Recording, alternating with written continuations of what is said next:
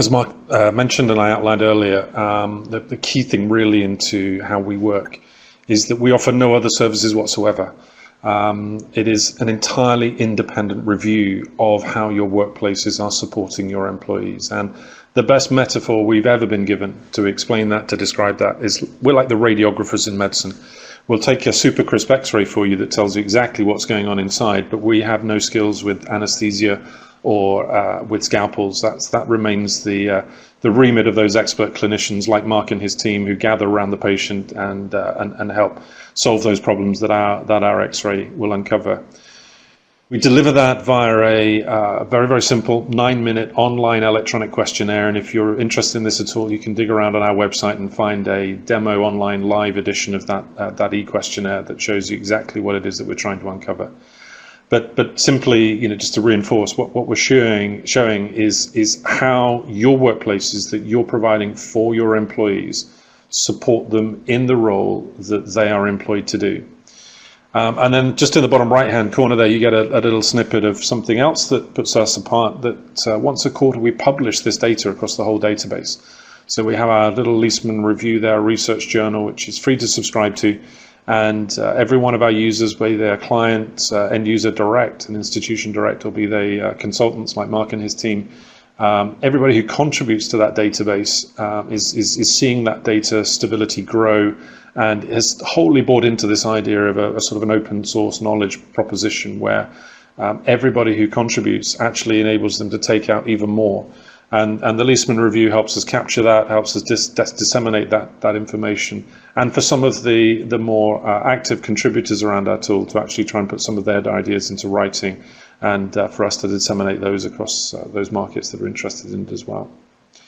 So if we can move to the next slide, Mark, thank you. So this gives you a little insight, really just a very small snippet from one typical client that shows really the epicenter of our observation technique. What we're looking at in understanding how a workplace supports somebody, first we have to understand what it is they actually do. So here we have a list of 21 standardized workplace activities. So these are things that people do. And within the questionnaire technique, we simply ask them a very, very straightforward question: which of the following activities are important to you in your work? And once you've told us which are important, then tell us how well each of those activities are supported. So this is a financial services client. It's not a credit union. It's not in the US. It's in the UK.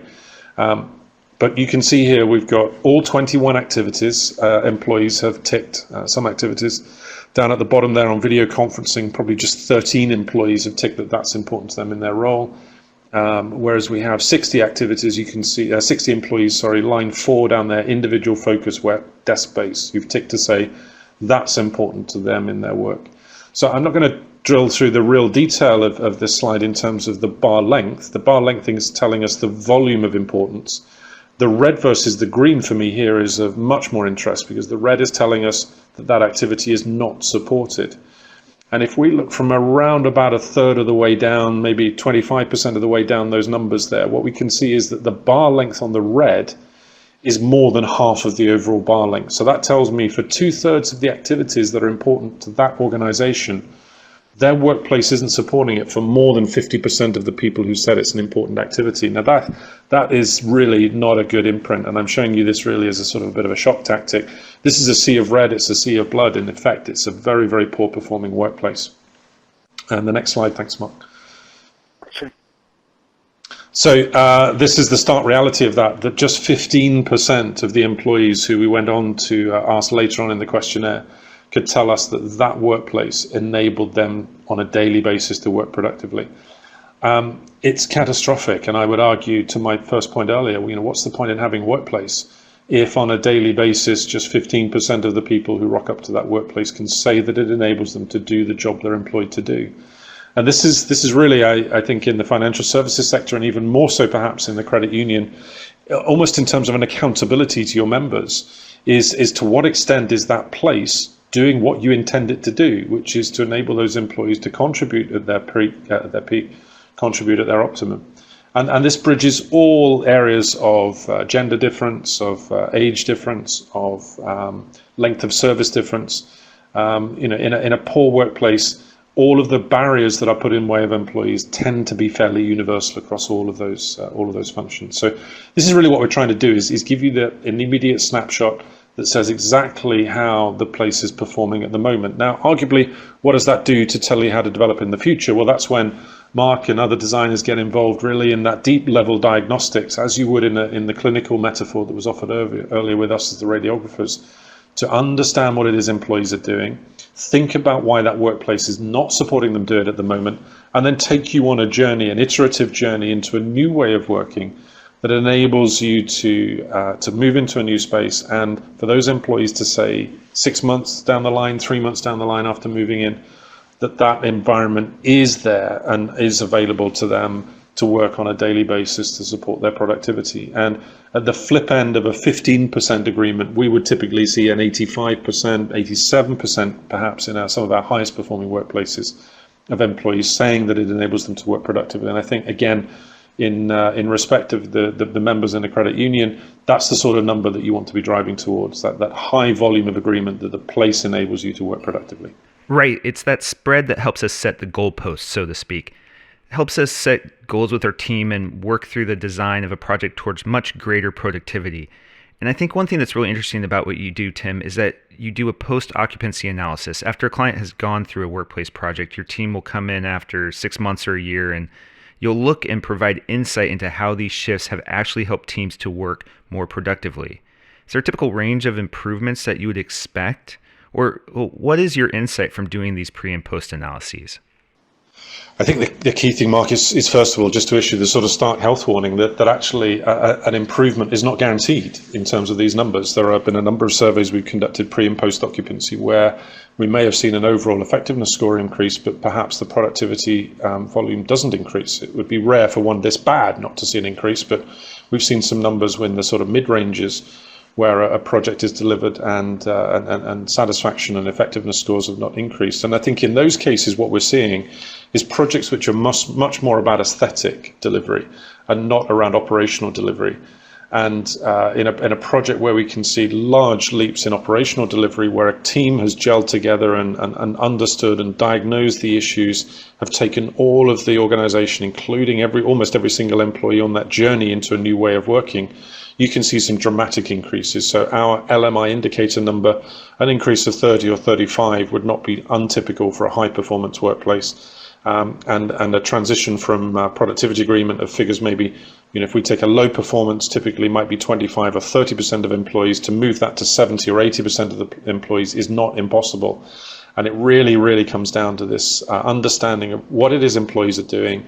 How can you unlock the infrastructure of the workplace to support them doing that on a daily basis? And then they're going to come back and report 3, 4, 6 months after occupation that space is supporting them. I think the question organizations in the federal credit union area need to ask themselves is then what happens a year down the line if you're on a journey of change, and perhaps this workplace becomes a catalyst for even faster pace of change, and employees get on the cart in terms of understanding that the organization needs to develop. What happens to that workplace a year later or maybe 2 years later?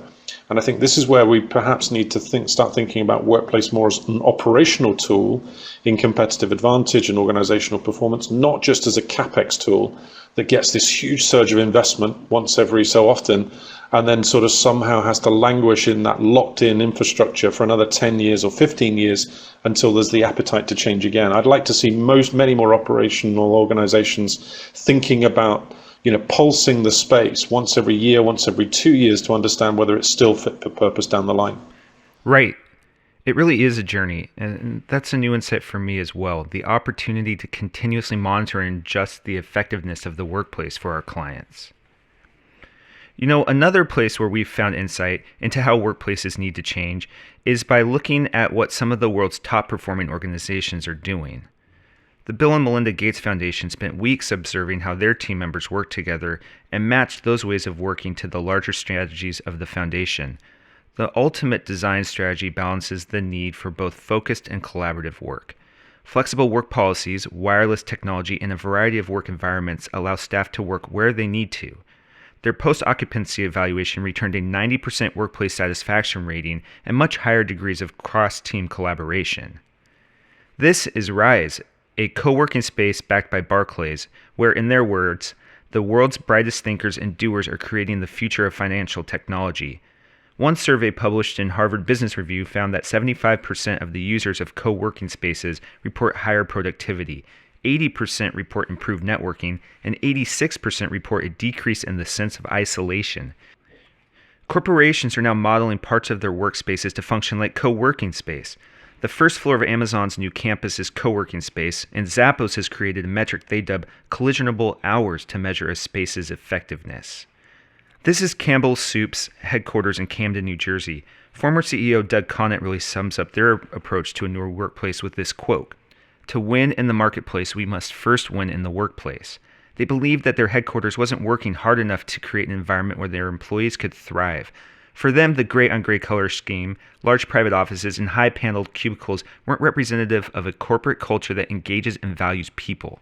A large component of this project was rebalancing space towards common areas that brought people together and away from a hierarchy of personal space, where they felt a larger office represented a more important position in the organization.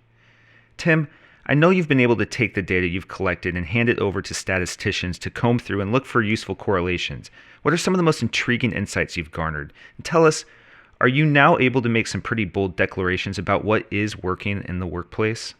Yes, thanks, Mark. I'm actually going to start by telling you what isn't working in the workplace, because I think that it's important for us to also understand the biggest obstacle, and that by far and away is noise. And so in any journey that you're going to take your workplace on, I would urge you to understand and allow your design teams to have dialogues around the impact of noise disturbance. Now, that doesn't mean to say spaces are too noisy. It can also be that spaces are too quiet. But that's the one thing, that's the seed I'm going to lay first. But the biggest enabler of change and the biggest enabler of employee productivity, without a doubt, is variety and choice. And back in summer last year, when we passed our 100,000 employee response, what we did was pass the data to some independent statisticians up in Stockholm and ask them basically just to play with the numbers and crunch that data through. And this is what they came back with, that time and time again, that variety of different types of work setting was a key enabler. So it isn't about shackling somebody to a single workstation. It is about providing them with a variety of different types of environments and settings that they can go find that better support the individual activities they're doing at that time in the working day. So thinking back to that list of 21 activities we had and the impact of work complexity, the greater an employee's work complexity, well, then the greater the importance of providing variety. And what we found is for those employees at the right-hand end of that bell curve with the more and more complicated work profiles, the more dramatically, the more variety of different types of workspace became an imperative to them in delivering workplace performance.